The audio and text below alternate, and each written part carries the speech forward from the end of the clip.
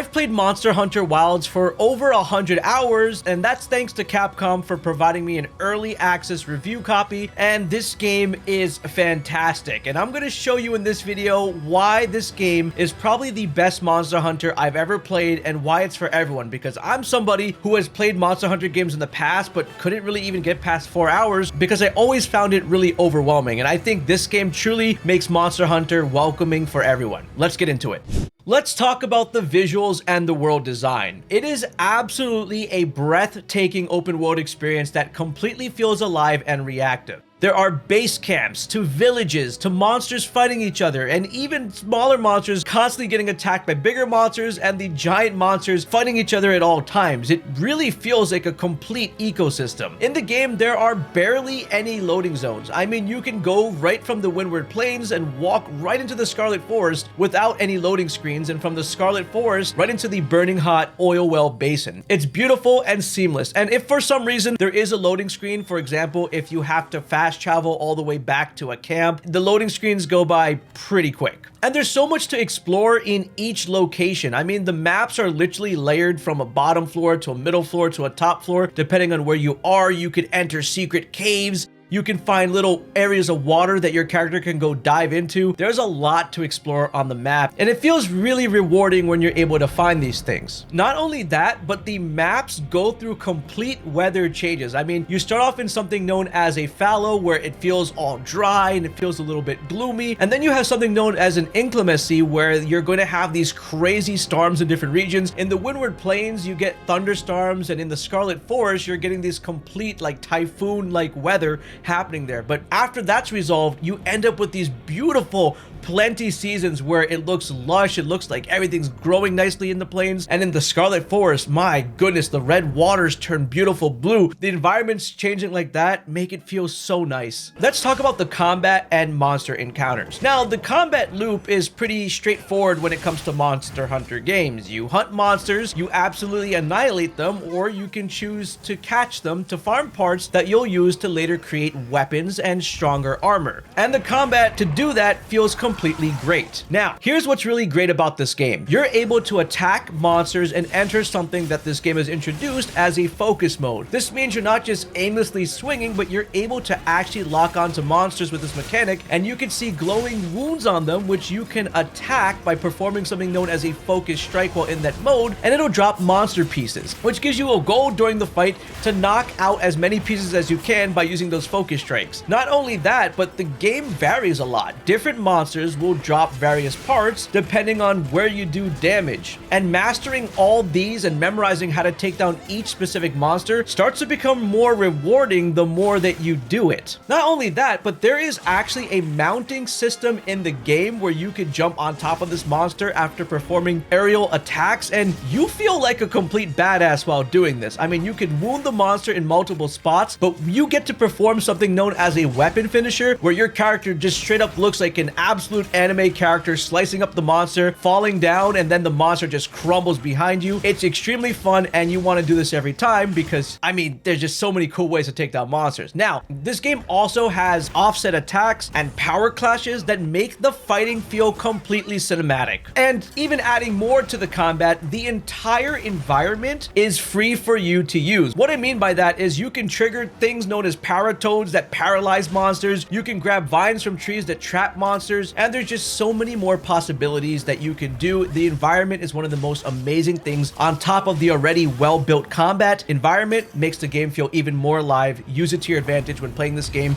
I never get tired of doing it. Let's talk about the monsters that I'm allowed to talk about in this game. The monsters in this game are really, really well designed, and they all have their own unique feel, their own unique behaviors, their own attack patterns, and they live in their own ecosystems. They truly react even to their own environment completely. If another monster approaches their territory, they start to yell at each other and enter something known as a turf battle and then get into it. It's kind of crazy. When you're fighting the monster and you get them weak, they start running around the map, they climb over hills, they go down in tunnels, and eventually the monsters go to something known as their own nesting grounds where, for example, I fought a Quay Mantris, and when I finished fighting it, then it was really weak. It went back to its den where there were a bunch of skeletons and it just died over there. That's where I took it out. So monsters moving around is pretty cool, and learning their patterns as well. Not only that, but you can study the monsters that you encounter in something known as a field guide that shows all their weak points, their drop rates, their habitat details. Everything you need to know about them is right there in the game, so you'll be referring back to this handbook a lot. The way the AI is done on these monsters makes every fight feel different, so no two encounters will always play out exactly the same. And I know a lot of people played this monster in the beta, but nothing is more terrifying than a Raydal sitting in its own territory inside of a thunderstorm. Completely scary. Let's move on to the exploration and accessibility. Now, the sacred mount system is perfectly done in this game. With options in the settings, you can even fine-tune exactly how you want your sacred to behave and how it explores on the map. The great part about this game is that your mini-map is so accessible. You can go into it and fine-tune exactly what you're looking for. You can highlight it, and then when you place your cursor on it and press in R3 if you're on a controller, your sacred will head right to that location automatically. You can relax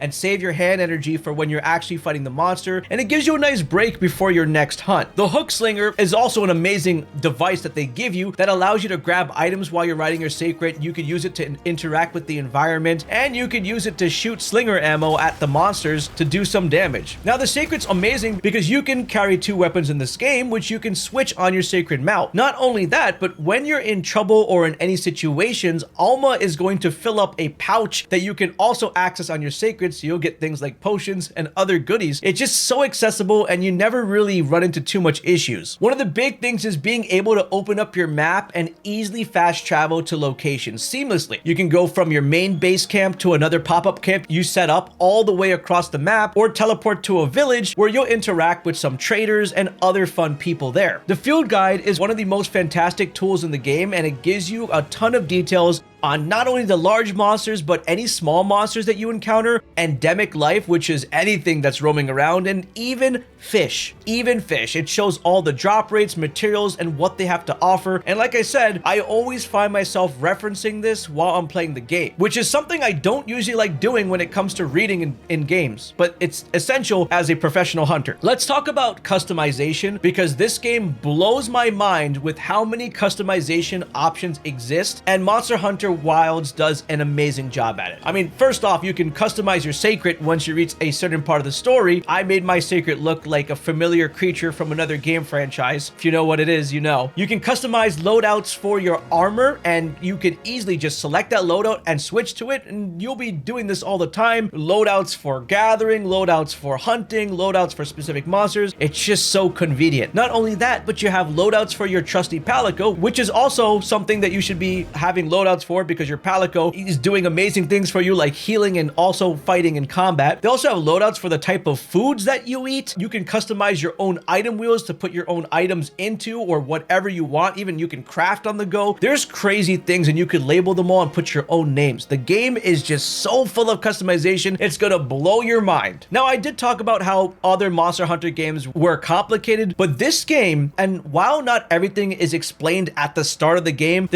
offers very well-paced tutorials along your way for the essential mechanics, which means you're never going to be clueless on what something does at all. Now, while I was playing, I also had access to the multiplayer and the co-op experience, and let me tell you something. Usually, I struggle with connecting with a friend and getting them to go and play with, and I was able to play with other reviewers who are also doing this game. Let me tell you something. The multiplayer was completely seamless, and the reason why I'm telling you this is because I'm playing on a PS5 Pro, while other reviewers were playing on the PC, and we were able to link up so quick. They just jumped right in and join my party. It was that simple for them. They also have the link party system in the game, so you could just be in the same group with players, and it makes it easier to even queue in. To explain exactly how the multiplayer co-op experience works, you can simply do it by firing something known as an SOS signal that calls NPC hunters to help you out. Now, the NPC hunters are extremely broken in this game, in my opinion, and they make the single player experience fantastic. Don't get me wrong, they do a great job, but with the multiplayer enabled, as soon as a player joins feeds you while your NPC hunters are there. An NPC hunter will disappear as a player comes into the game, and that just happens until all the NPC hunters are gone and you have a full party of players, which makes it fun. So one real player just has to signal and the NPC hunters leave. Now, keep this in mind if you are playing multiplayer, which is really fun when you play with other people. Just keep in mind that when a real player dies during a hunt, it counts towards a death for your hunt fail, or as I learned in monster hunting, it's called a cart. Let's talk about weapons. There are 14 weapons in this game, and I'm telling you, every time that you pick up a new weapon to learn it, it feels like you're playing a completely different game, and that's not a bad thing. It's a complete different set of skills, and you have to figure out a unique way of playing. So if you ever get tired and it feels stale, play with one weapon, switch weapons, and it makes the combat feel completely fresh. The armor in this game looks absolutely amazing, and they're all full of skills that you can mix and match with weapons to create unique builds. And let me tell you something, the armor that you get from the various monsters that you fight throughout this game look